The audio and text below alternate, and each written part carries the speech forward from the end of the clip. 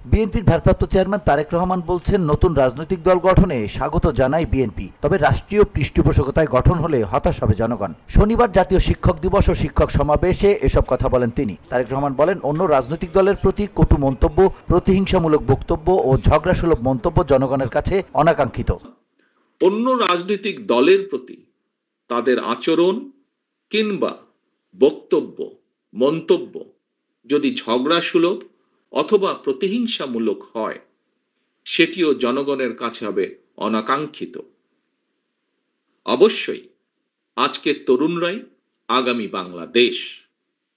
অতীত থেকে বেরিয়ে এসে তারুণ্য নতুন পথ রচনা করবে, তবে কোনো প্রশ্নবিদ্ধ পথে নয়। পথটি অবশ্যই হওয়া উচিত স্বচ্ছ এবং স্বাভাবিক। তিনি আরো বলেন, নির্বাচন হচ্ছে জনগণের রাজনৈতিক ক্ষমতায়ন নিশ্চিত করার অন্যতম হাতিয়ার। নির্বাচন নিয়ে বিতর্ক করা মানে হলো ফ্যাসিস্টদের অবস্থান শক্ত করে দেয়া। নির্বাচনই হচ্ছে জনগণের রাজনৈতিক ক্ষমতায়ন নিশ্চিত করার অন্যতম প্রধান কার্যকরী হাতিয়ার।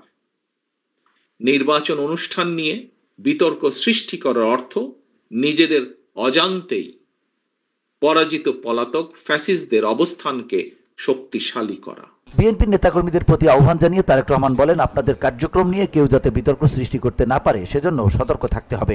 বিএনপির সর্বস্তরের নেতাকর্মীদের প্রতি বরাবরের মতনই আমার আহ্বান থাকবে, আপনাদের কোনো কার্যক্রম নিয়ে কেউ যাতে বিভ্রান্তি ছড়ানো কিংবা বিতর্কে লিপ্ত হওয়ার সুযোগ না পায়, সে বিষয়ে অবশ্যই আপনাদেরকে সজাগ থাকতে হবে।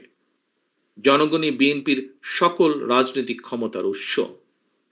জনগণ সঙ্গে থাকলে কোনো ষড়যন্ত্রই আমাদেরকে পরাভূত করতে পারবে না, ইনশাআল্লাহ। অনুষ্ঠানে শিক্ষকদের উদ্দেশ্য করে তিনি বলেন, বেগম খালেদা জিয়া প্রাথমিক শিক্ষাকে বাধ্যতামূলক করেছেন, এটি আপনাদের বক্তব্যে উঠে এসেছে। এছাড়া বিএনপি সরকার পরিচালনার সময় নেওয়ার বিভিন্ন পরিকল্পনাগুলো নিয়ে ও সমসাময়িক রাজনীতির বিষয়ে কথা বলেছেন আপনারা, তাই আর পুনরায় একই বিষয়ে কথা বলতে চাই না। জনতার গণ অভ্যুত্থানে ভিওডি বাংলা নিউজ ডেস্ক।